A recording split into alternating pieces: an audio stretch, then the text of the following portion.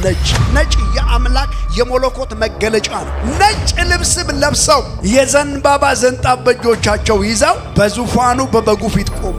እግዚአብሔር የሚሰጥ ጥቁር ልብስ አይደለም፣ ቀይም አይደለም፣ ቢጫም አይደለም፣ ሰማያዊም አይደለም፣ ነጭ ነው የሚሰጠው።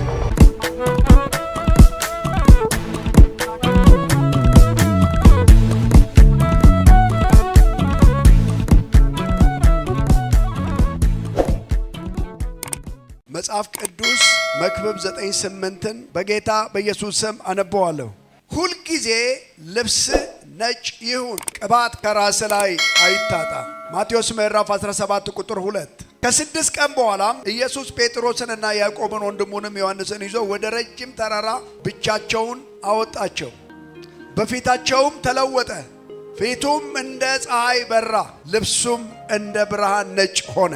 ማቴዎስ 28 ቁጥር 3። በሰንበትም መጨረሻ መጀመሪያ ቀን ሲነጋ መግደላዊት ማርያም፣ ሁለተኛይቱ ማርያም መቃብሩን ሊያዩ መጡ። እነሆም የጌታ መልአክ ከሰማይ ስለወረደ ታላቅ የምድር መናወጥ ሆነ።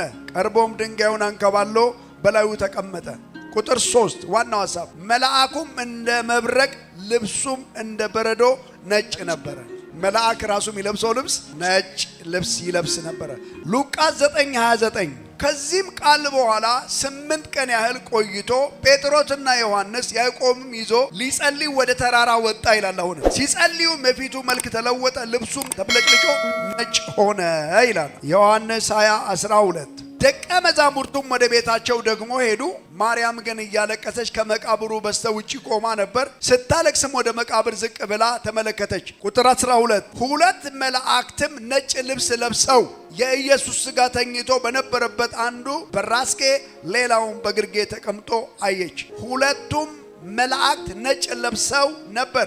ራእይ 3:4። በዙፋኑም ዙሪያ 24 ዙፋኖች ነበሩ። በዙፋኖቹም ላይ ነጭ ልብስ ለብሰው በራሳቸውም የወርቅ አክሊል ደፍተው 24ቱ ሽማግሌዎች ተቀምጦ አየው። በሱ ዘንድ ያሉ 24 ሽማግሌ አሁን የለበሱ ምን ልብስ ነው? ነጭ። ራእይ 6:11። ለእያንዳንዳቸውም ነጭ ልብስ ተሰጣቸው። እግዚአብሔር የሚሰጥ ጥቁር ልብስ አይደለም፣ ቀይም አይደለም፣ ቢጫም አይደለም፣ ሰማያዊም አይደለም፣ ነጭ ነው የሚሰጥ። ለእያንዳንዳቸው ነጭ ልብስ ተሰጣቸው። እንደነርሱም ደግሞ ይገደሉ ዘንድ ያላቸው የባሪያዎቹን ባልንጀሮቻቸውና የወንድሞቻቸውን ቁጥር እስኪፈጸም ድረስ ገና ጥቂት ዘመን እንዲያርፍ ተባለላቸው። ያለንበትን ዘመን ነው የሚያመለክተው። ግን ምን ተሰጣቸው ነው የሚለው? ነጭ ልብስ።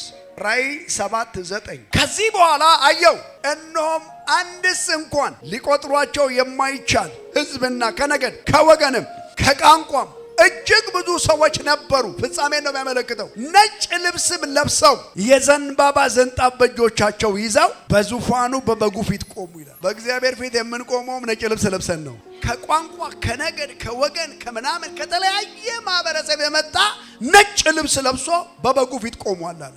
ሰለሞን ያለው ነገር ምንድነው? እንደ መመሪያ የሰጠው ነገር ልብስ ነጭ ይሁንልና ከራስ ላይ ደግሞ ዘይት አይታጣ ይላል። ዘይት ተቀቡ፣ ጥሩ ነው። የምን መገለጫ ነው? በመንፈስ ዓለም ላይ የመንፈስ ቅዱስ የአምላክ የመለኮት መገለጫ ነው። ጠብ እህቶች ብቻ ይመስላል። ወንዶችም ተቀቡ፣ ጥሩ ነው። ጂሻዋ ሁል ጊዜ ላይ አርከፍክፎ ሰውዬ ምንድነው ብዬ ስል መጽሐፉ ሳገኘው ዋው፣ መጽሐፉን ኮት አድርጎ ነው ይህንን ነገር የሚያደርገው። ስለዚህ ዘይት መቀባት ጥሩ ነው። ቸርች ስንመጣ ነጭ ነጣ ያለ ነገር ውደዱ። ሌላውን ተውና ሁሌ ነጭ። ለነገሩ ነጭ ስትለብስ የሆነ ምልክት ይቀመጥባል። የምን ምልክት ነው? የመንጻት ምልክት ነው። የምን ምልክት ነው? የመንፈስ ቅዱስ የአምላክ መገለጫ ነው። ነጭ የአምላክ የመለኮት መገለጫ ነው። ቤኒን ለምንድን ነው ነጭ ልብስ የሚለውን ሰርች ታደርገው? አንድ ነገር ሰውየው ገብቶታል። ከነጭ ውጭ አይለብስም። ከቻላችሁ ጥሩ ነው፣ ግን ልብሳችሁ ነጭ ይሁን። ማለት የግድ ነጭ ሳይሆን ነጣ የሚል ነገር ወዱ። ቀይ የምትወዱ ሰዎች ዛሬ ከለር ቀይሩ። ጥቁር የምትወዱም ደግሞ አልኮንናችሁም፣ ከዛሬ ጀምሮ ቀይሩ። ግን መጽሐፍ ቅዱስ ሰው ልጅ ምንድነው መሆን ያለበት ብሎ የሚለው ነጭ ልብስ አዘውትሩ፣ ነጭ ላይ አትክሩ፣ ነጭ ልብስ ልበሱ፣ ነጣ ያለ ነገር ውደዱ። እኛ ግን ከዚህ እንሸምታለን። እስኪ የኛ ምንጭ የእግዚአብሔር ቃል ነው በሉ ባካችሁ። ሃሌሉያ። ስለዚህ በጌታ በኢየሱስ ስም የአምላክን ቃል እንሰማለን። እግዚአብሔር ደግሞ ተናግሮናል። ለጌታ ለእግዚአብሔር እልልታ ጭብጨባ እናመጣለን።